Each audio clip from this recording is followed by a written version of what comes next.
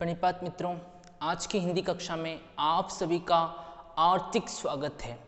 प्रिय छात्रगण, आज की कक्षा में हम एक शब्द या वाक्यांश या वाक्य में उत्तर लिखिए कहने वाले गद्य भाग के अंतर्गत आने वाले सारे प्रश्नों का अध्ययन करेंगे। यानी पार्ट 1 से लेकर पार्ट 5 तक के जितने भी प्रश्न 1 मार्क के आने वाले हैं उसको हम बहुत ही अच्छे तरीके से आज की कक्षा में हम अध्ययन करने वाले हैं। क्योंकि प्रिय विद्यार्थियों, हमारे वार्षिक परीक्षा में केवल 5 ही गद्य के ऊपर ये प्रश्न पूछे जाने वाले हैं।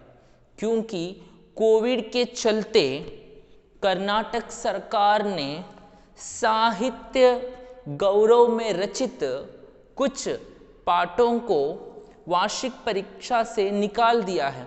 इसीलिए हम इस शैक्षणिक वर्ष यानी 2020-21 का जो शैक्षणिक वर्ष है, इसके अंतर्गत हम केवल 5 पाठों का अध्ययन करेंगे जो कि प्रथम सोपान गद्य भाग के अंतर्गत आने वाले हैं।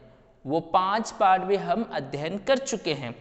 पहला पाठ है सुजान भगत, तो दूसरा है कर्तव्य और सत्यता, तीसरा है गंगा मैया से साक्षात्कार, चौथा है एक कहानी यहाँ भी, और 5वां है भारत रत्न विश्वेश्वरैया। तो अब हम इन पाठों के अंतर्गत आने वाले एक शब्द या एक वाक्यांश वाले एक शब्द या वाक्यांश या वाक्य में उत्तर लिखिए कहने वाले प्रश्नों का उत्तर जानने का हम प्रयास करेंगे। सर्वप्रथम सुजान भगत। सुजान भगत इस कहानी के लेखक है मुंशी प्रेमचंद। सुजान भगत कहानी के कहानीकार कौन है? मुंशी प्रेमचंद। तो सुजान भगत पाठ से आने वाले प्रश्न कुछ इस प्रकार है जो कि साहित्य वैभव के अंतर्गत दिए गए हैं। साहित्य गौरव के अंतर्गत दिए गए प्रश्न सुजान भगत। सीधे साधे किसान धान आते ही किसकी ओर झुकते हैं? सीधे साधे किसान धान आते ही धर्म और कीर्ति की ओर झुकते हैं। धर्म और कीर्ति की ओर झुकते हैं। प्रश्न 2, कानून नागो इलाके में आते तो किसके चौपाल में ठहरते? कानून नागो इलाके में आते तो सुजान महतो के चौपाल में ठहरते। सुजान ने गांव में क्या बनवाया? प्रश्न 3, तीसरा प्रश्न, सुजान ने गांव में क्या बनवाया? सुजान ने गांव में पक्का कुआं बनवाया। सुजान की पत्नी का नाम क्या है? सुजान की पत्नी का नाम बुलाकी है।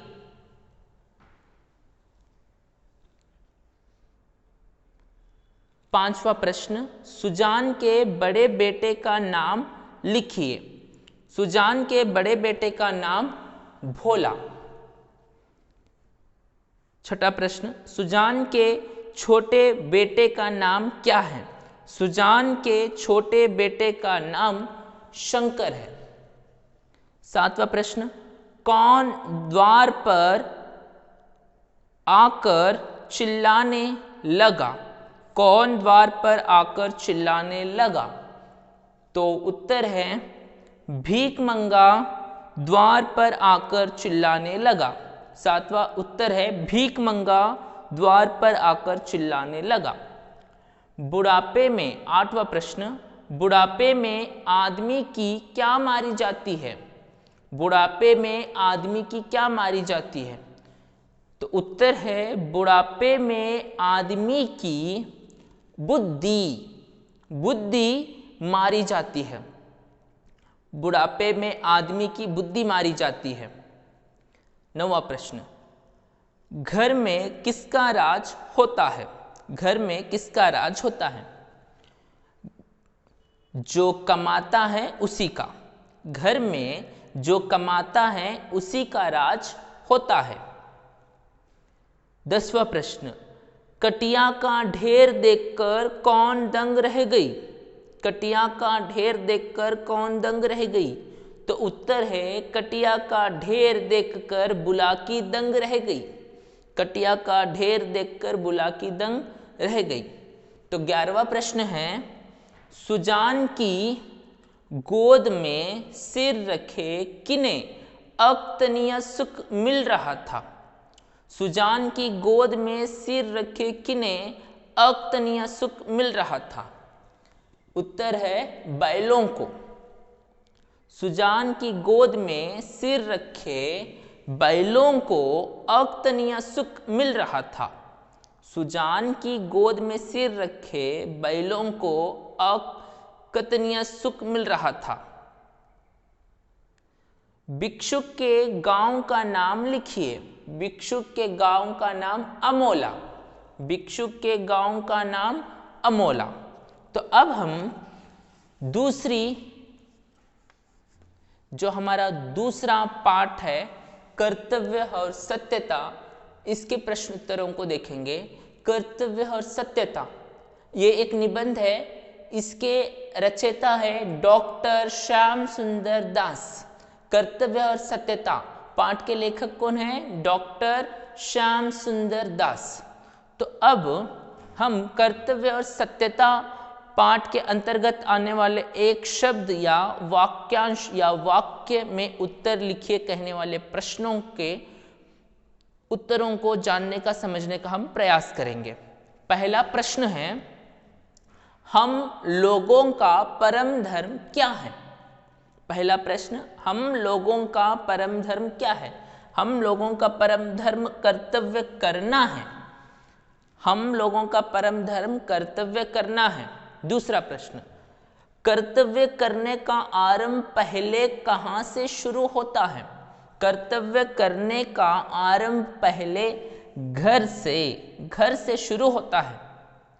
तीसरा प्रश्न, कर्तव्य किस पर निर्भर है? कर्तव्य किस पर निर्भर है? कर्तव्य न्याय पर निर्भर है। कर्तव्य न्याय पर निर्भर है। चौथा, कर्तव्य करने से क्या बढ़ता है? कर्तव्य करने से चरित्र की शोभा बढ़ती है। कर्तव्य करने से चरित्र की शोभा बढ़ती है। पांचवा प्रश्न, धर्म पालन करने में सबसे अधिक बाधा क्या है? पांचवा प्रश्न, धर्म पालन करने में सबसे अधिक बाधा क्या है? धर्म पालन करने में सबसे अधिक बाधा चित्त की चंचलता, उद्देश्यों की अस्थिरता और मन की निर्बलता है। धर्म पालन करने में सबसे अधिक बाधा चित्त की चंचलता, उद्देश्य की अस्थिरता और मन की निर्बलता है। छठा प्रश्न, मन ज्यादा देर तक दुविधा में पड़ा रहा तो क्या आ घेरेगी? मन ज्यादा देर तक दुविधा में पड़ा रहा तो स्वार्थपरता आ घेरेगी। सातवां प्रश्न, झूठ बोलने का परिणाम क्या होगा? झूठ बोलने का परिणाम क्या होगा? कोई काम ना हो सकेगा। कोई काम ना हो सकेगा और सब लोग बड़ा दुख भोगेंगे। झूठ बोलने का परिणाम क्या होगा? कोई काम ना हो सकेगा और सब लोग बड़ा दुख भोगेंगे। तो और यहाँ पर 3 प्रश्न हैं, उनका भी उत्तर अब हम बहुत ही अच्छे तरीके से जानने समझने का प्रयास करेंगे। तो विद्यार्थियों, हमने जाना कि झूठ बोलने का परिणाम क्या होता है। झूठ बोलने का परिणाम होता है कोई काम ना हो सकेगा और सब लोग बड़ा दुख भोगेंगे। तो 8वां प्रश्न है, किसे सबसे ऊंचा स्थान देना उचित है? 8वां प्रश्न है, किसे सबसे ऊंचा स्थान देना उचित है? सत्यता को। सत्यता को सबसे ऊंचा स्थान देना उचित है। 9वां प्रश्न, जो मनुष्य सत्य बोलता है वह किससे दूर भागता है? जो मनुष्य सत्य बोलता है वह किससे दूर भागता है? तो उत्तर है, जो मनुष्य सत्य बोलता है वह आडंबर से दूर भागता है। जो मनुष्य सत्य बोलता है वह आडंबर से दूर भागता है। किन से सभी घृणा करते हैं? 8वां प्रश्न, किन से सभी घृणा करते हैं? झूठे से। झूठे से सभी घृणा करते हैं। झूठे से सभी घृणा करते हैं। तो अब हम तीसरे पाठ की ओर बढ़ेंगे, जो कि एक व्यंग्य रचना है साक्षात्कार के रूप में, गंगा मैया से साक्षात्कार। इसके लेखक है डॉक्टर बरसाने लाल चतुर्वेदी। गंगा मैया से साक्षात्कार, इसके लेखक है डॉक्टर बरसाने लाल चतुर्वेदी। तो अब हम प्रश्नों की ओर बढ़ेंगे। पहला प्रश्न, लेखक ने किन से साक्षात्कार किया है? पहला प्रश्न, लेखक ने किन से साक्षात्कार किया है? गंगा मैया से। लेखक ने गंगा मैया से साक्षात्कार किया है। दूसरा प्रश्न, लेखक मकर संक्रांति के दिन कहाँ थे? लेखक मकर संक्रांति के दिन कहाँ थे? इलाहाबाद में। लेखक मकर संक्रांति के दिन इलाहाबाद में थे। माँ कहाँ विराज रही थी? तीसरा प्रश्न, माँ कहाँ विराज रही थी? माँ मंदिर में विराज रही थी। माँ मंदिर में विराज रही थी। चौथा प्रश्न, माँ के चेहरे पर क्या थी? माँ के चेहरे पर क्या थी? चौथा प्रश्न, उत्तर है माँ के चेहरे पर उदासी थी। माँ के चेहरे पर उदासी थी। पांचवा प्रश्न, किसका संकट चर्चा का विषय बना हुआ है? पांचवा प्रश्न, किसका संकट चर्चा का विषय बना हुआ है? चरित्र का। चरित्र का संकट चर्चा का विषय बना हुआ है। चरित्र का संकट चर्चा का विषय बना हुआ है। छठा प्रश्न, गंगा मैया ने सत्य को क्या कहा है? गंगा मैया ने सत्य को निर्भय कहा है।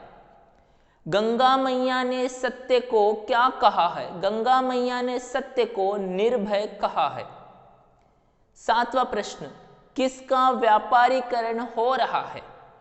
किसका व्यापारीकरण हो रहा है? उत्तर है धर्म का। धर्म का व्यापारीकरण हो रहा है। धर्म का व्यापारीकरण हो रहा है। असली झगड़ा किसके बारे में है?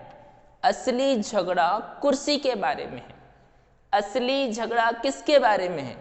असली झगड़ा कुर्सी के बारे में है। नवा प्रश्न, मनुष्य के कुकर्मों पर कौन हंसने लगे हैं? मनुष्य के कुकर्मों पर कौन हंसने लगे हैं? उत्तर है पशु पक्षी। मनुष्य के कुकर्मों पर पशु पक्षी हंसने लगे हैं। मनुष्य के कुकर्मों पर पशु पक्षी हंसने लगे हैं। 10वां प्रश्न, गंगा मैया ने किसे सर्वशक्तिमान कहा है? तो उत्तर है प्रकृति को। गंगा मैया ने प्रकृति को सर्वशक्तिमान कहा है। गंगा मैया ने प्रकृति को सर्वशक्तिमान कहा है। 11वां और अंतिम प्रश्न गंगा मैया के साक्षात्कार में, पुनः उत्थान की किरणें कब फूटती हैं? पुनरुत्थान की किरणें पतन की जब पराकाष्ठा हो जाती है तभी फूटती है। पतन की जब पराकाष्ठा हो जाती है पुनः उत्थान की किरणें फूटने लगती है। तो अब हम चौथे और पांचवें पाठ के एक वाक्य में आने वाले या 1 मार्क के एक शब्द या वाक्यांश या वाक्य में उत्तर लिखिए कहने वाले प्रश्नों को बहुत ही अच्छे तरीके से जानने समझने का अब प्रयास करेंगे। नमस्कार मित्रों, अब हम जो चौथा पाठ है हमारे पाठ्य पुस्तक में, जो कि एक आत्मकथा है, एक कहानी यहाँ भी, एक कहानी यहाँ भी एक आत्मकथा है जिसकी रचयिता है लेखिका मनु भंडारी। तो मनु भंडारी जी से रचित एक कहानी यहाँ भी पाठ के अंतर्गत आने वाले एक शब्द या वाक्यांश या वाक्य में उत्तर लिखे प्रश्नों को हम देखेंगे। तो पहला प्रश्न है, मनु भंडारी का जन्म किस गांव में हुआ? मनु भंडारी का जन्म किस गांव में हुआ? तो उत्तर है बानपुरा। मनु भंडारी का जन्म बानपुरा गांव में हुआ। दूसरा प्रश्न, अजमेर से पहले मनु के पिता कहाँ थे? दूसरा प्रश्न, अजमेर से पहले मनु के पिता कहाँ थे? तो उत्तर है इंदौर में। अजमेर से पहले मन्नू के पिता इंदौर में थे। तीसरा प्रश्न, लेखिका की बड़ी बहन का नाम लिखिए। लेखिका की बड़ी बहन का नाम लिखिए। लेखिका की बड़ी बहन का नाम सुशीला। लेखिका की बड़ी बहन का नाम सुशीला। चौथा प्रश्न, 5 भाई बहनों में सबसे छोटी कौन है? 5 भाई बहनों में सबसे छोटी कौन है? उत्तर है मनु भंडारी। 5 भाई बहनों में सबसे छोटी मनु भंडारी। 5 भाई बहनों में सबसे छोटी मनु भंडारी है। पांचवा प्रश्न, महानगर के फ्लैट में रहने वाले लोग क्या भूल गए हैं? महानगर के फ्लैट में रहने वाले लोग क्या भूल गए हैं? उत्तर है पड़ोस कल्चर। महानगर के फ्लैट में रहने वाले लोग पड़ोस कल्चर भूल गए हैं। महानगर के फ्लैटों में रहने वाले लोग पड़ोस कल्चर भूल गए हैं। छठा प्रश्न, पिताजी का आग्रह क्या था? पिताजी का आग्रह क्या था? मनु भंडारी या लेखिका रसोई से दूर ही रहे। लेखिका मनु भंडारी रसोई घर से दूर ही रहे। पिताजी का आग्रह था कि लेखिका मनु भंडारी रसोई घर से दूर ही रहे। सातवां प्रश्न, पिताजी रसोई घर को क्या कहते थे? पिताजी रसोई घर को क्या कहते थे? तो उत्तर है पिताजी रसोई घर को भटियर खाना कहते थे। मनु भंडारी को प्रभावित करने वाली हिंदी प्राध्यापिका का नाम लिखिए। मनु भंडारी को प्रभावित करने वाली हिंदी प्राध्यापिका का नाम लिखिए। उत्तर है शीला अग्रवाल। मनु भंडारी को प्रभावित करने वाली हिंदी प्राध्यापिका का नाम शीला अग्रवाल। मनु भंडारी को प्रभावित करने वाली हिंदी प्राध्यापिका का नाम शीला अग्रवाल। 9वां प्रश्न, कॉलेज से किसका पत्र आया? कॉलेज से किसका पत्र आया? उत्तर है प्रिंसिपल का। कॉलेज से प्रिंसिपल का पत्र आया। कॉलेज से प्रिंसिपल का पत्र आया। 10वां प्रश्न, पिताजी के अतरंग मित्र का नाम लिखिए। पिताजी के अतरंग मित्र का नाम लिखिए। उत्तर है डॉक्टर अंबालाल जी। पिताजी के अतरंग मित्र का नाम अंबालाल जी है। शताब्दी की सबसे बड़ी उपलब्धि क्या है? 11वां प्रश्न, शताब्दी की सबसे बड़ी उपलब्धि क्या है? 15 अगस्त 1947। शताब्दी की सबसे बड़ी उपलब्धि 15 अगस्त 1947 है। एक कहानी यहाँ भी कि लेखिका कौन है? एक कहानी यहाँ भी कि लेखिका कौन है? एक कहानी यहाँ भी कि लेखिका है मनु भंडारी। एक कहानी यहाँ भी कि लेखिका है मनु भंडारी।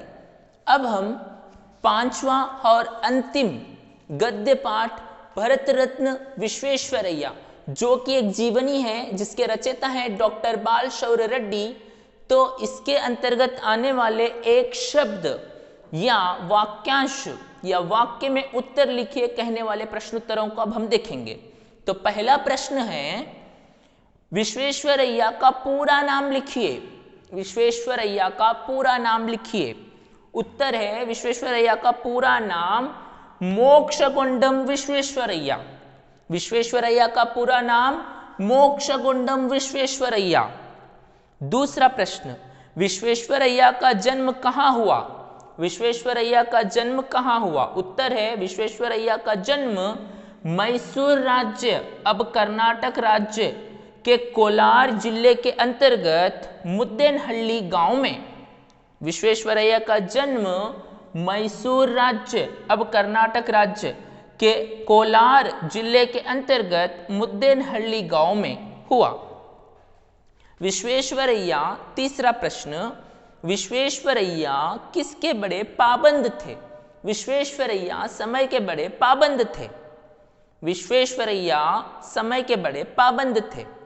चौथा प्रश्न, विश्वेश्वरैया की उम्र, विश्वेश्वरैया किस उम्र में असिस्टेंट इंजीनियर पद पर नियुक्त हुए?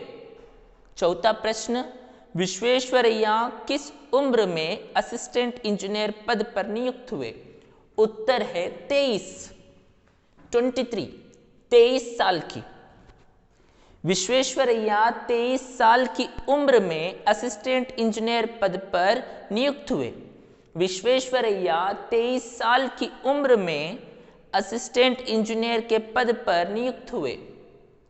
पांचवा प्रश्न, विश्वेश्वरैया ने किस बांध के लिए ऑटोमेटिक गेटों का डिजाइन किया? विश्वेश्वरैया ने खड़कवासला बांध के लिए ऑटोमेटिक गेटों का डिजाइन किया। विश्वेश्वरैया ने खड़कवासला बांध के लिए ऑटोमेटिक गेटों का डिजाइन किया। छठा प्रश्न, हैदराबाद, क्षमा कीजिए, छठा प्रश्न, नौकरी से निवृत्त होने के बाद विश्वेश्वरैया किस राज्य के सलाहकार के रूप में नियुक्त हुए? छठा प्रश्न, नौकरी से निवृत्त होने के बाद विश्वेश्वरैया किस राज्य के सलाहकार के रूप में नियुक्त हुए? उत्तर है हैदराबाद। नौकरी से निवृत्ति होने के बाद विश्वेश्वरैया हैदराबाद राज्य के सलाहकार के रूप में नियुक्त हुए। सातवां प्रश्न, किस नदी में भयंकर बाढ़ आती थी? सातवां प्रश्न, किस नदी में भयंकर बाढ़ आती थी? उत्तर है मूसी। मूसी नदी में भयंकर बाढ़ आती थी। मूसी नदी में भयंकर बाढ़ आती थी। आठवां प्रश्न, कावेरी नदी का बांध किस नाम से मशहूर है? कावेरी नदी का बांध कृष्णराज सागर नाम से मशहूर है। कावेरी नदी का बांध कृष्णराज सागर नाम से मशहूर है। नवा प्रश्न, 1955 यानी 1955 में भारत सरकार ने विश्वेश्वरैया को किस उपाधि से विभूषित किया? 1955 में भारत सरकार ने विश्वेश्वरैया को किस उपाधि से विभूषित किया? उत्तर है भारत रत्न। 1955 में भारत सरकार ने विश्वेश्वरैया को भारत रत्न उपाधि से विभूषित किया। 10वां प्रश्न, विश्वेश्वरैया की मृत्यु कब हुई? विश्वेश्वरैया की मृत्यु कब हुई? उत्तर है विश्वेश्वरैया की मृत्यु 14 अप्रैल 1962 को हुई। विश्वेश्वरैया की मृत्यु 14 अप्रैल 1962 ईस्वी को हुई। विश्वेश्वरैया का जन्मदिन किस नाम से मनाया जाता है? विश्वेश्वरैया का 11वां और अंतिम प्रश्न, विश्वेश्वरैया का जन्मदिन किस नाम से मनाया जाता है? उत्तर है विश्वेश्वरैया का जन्मदिन इंजीनियर्स डे के नाम से मनाया जाता है। विश्वेश्वरैया का जन्मदिन इंजीनियर्स डे के नाम से मनाया जाता है। आशा करता हूँ आज की कक्षा में आप 6 अंकों से संबंधित सारे प्रश्न उत्तरों को बहुत ही बढ़िया तरीके से समझे होंगे, जाने होंगे, क्योंकि आज की कक्षा में हम कितने एक शब्द या वाक्यांश या वाक्य में उत्तर लिखिए कहने वाले प्रश्नों को अध्ययन किए हैं। उसी के अंतर्गत 6 प्रश्न वार्षिक परीक्षा में आएंगे, जिसमें से आपको 6 के 6 लिखने हैं। 6 सही ढंग से लिखेंगे तो आपको 6 के 6 अंक पूर्णता प्राप्त होंगे। तो आशा करता हूँ आज का कक्षा आपको बहुत ही उपयोगी होगा। तो अगली कक्षा में एक नए विषय के साथ आपके सामने प्रस्तुत रहूँगा। तब तक के लिए मुझे दीजिए इजाज़त। आप सभी को बहुत बहुत धन्यवाद।